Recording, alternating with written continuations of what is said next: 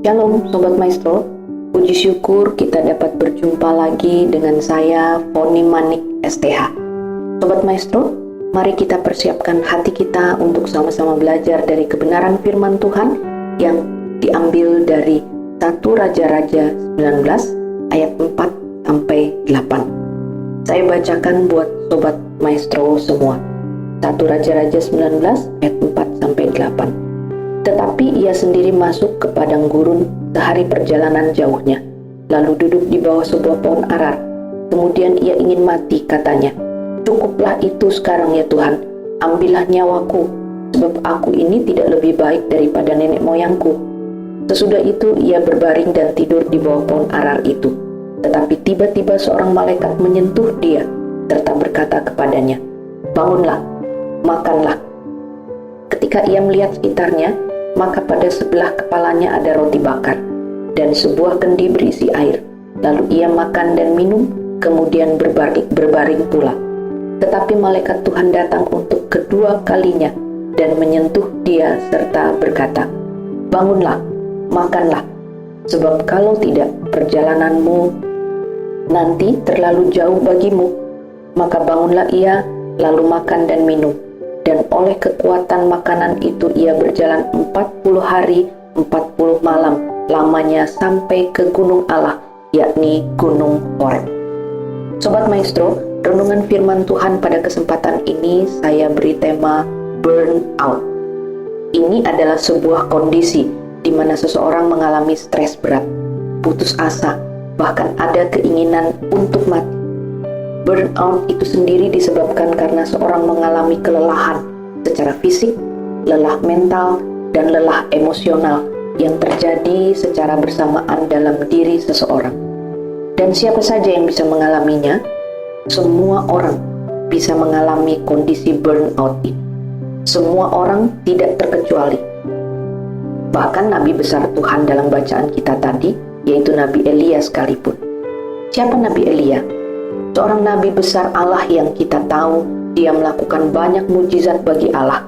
Ketika Elia berdoa supaya hujan tidak turun, itu terjadi di seluruh negeri.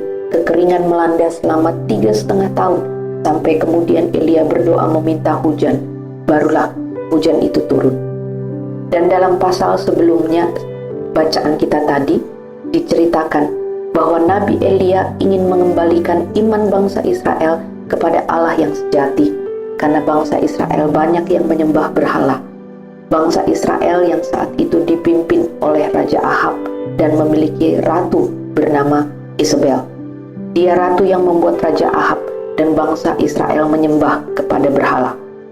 Dan untuk membuktikan siapa Allah yang sejati, Elia menyuruh nabi-nabi Baal membuat mezbah, menaruh lembu sebagai korban bakaran, lalu menyuruh mereka memanggil Baal mereka untuk membakar lembu itu.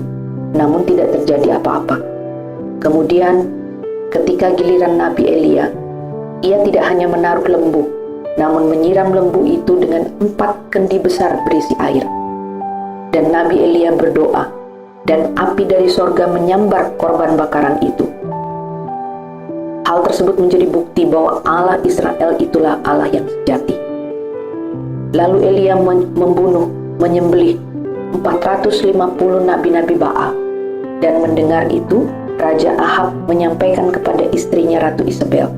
Maka marahlah sang ratu, serta mengancam untuk membunuh Elia. Terhadap ancaman itu, Elia lari ketakutan, dan dia berkata, "Cukup Tuhan, ambil nyawaku sekarang." Sobat Maestro, pada saat ini, Elia mengalami kondisi yang disebut burnout. Karena secara fisik, ia telah membunuh 450 nabi Baal. Betapa lelahnya tubuhnya. Secara mental, Elia mengalami kekecewaan karena ekspektasinya tidak sesuai dengan realita. Elia berharap peristiwa mengalahkan 450 nabi Baal itu seharusnya memampukan bangsa Israel bertobat. Raja Ahab dan Ratu Isabel berbalik kepada Tuhan.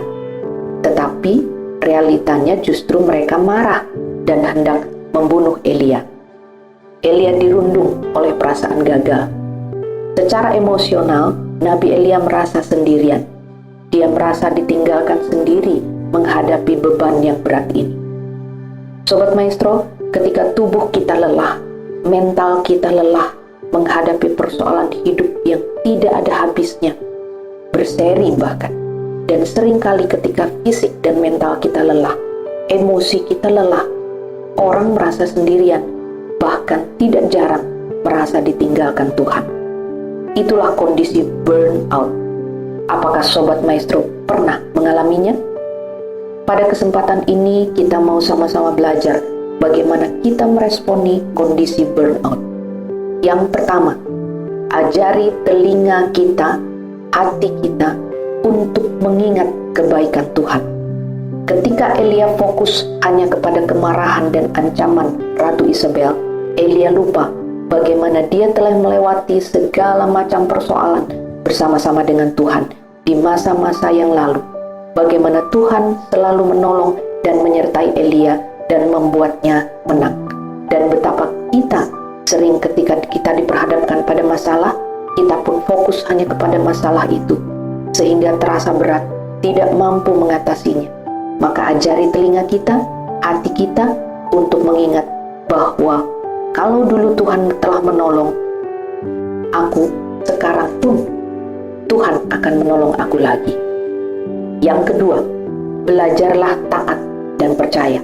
Ketika Elia depresi dan ingin mati saja, Tuhan tidak serta-merta marah kepada Elia, tetapi Tuhan mengizinkan Elia beristirahat sejenak. Bahkan malaikat Tuhan membangunkan Elia untuk menikmati makanan dan minuman yang sudah disediakan, karena Elia membutuhkan itu untuk meneruskan perjalanan.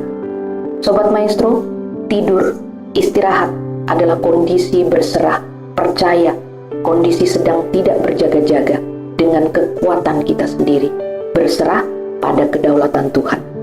Dan melalui makanan yang disediakan Tuhan itu, Elia dimampukan untuk berjalan 40 hari 40 malam sampai ke Gunung Allah.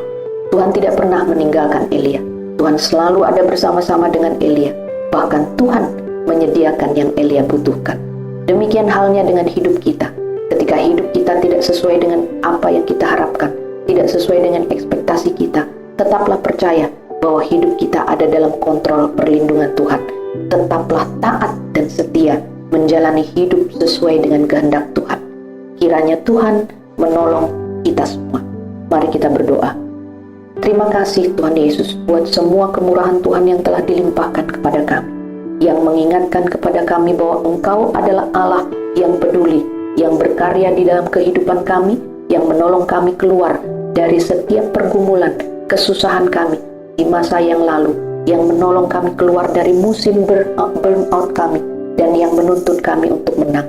Engkau selalu ada, menyediakan apa yang kami perlu, bahkan ketika kami ada di titik terendah sekalipun, Engkau mengangkat kami kembali.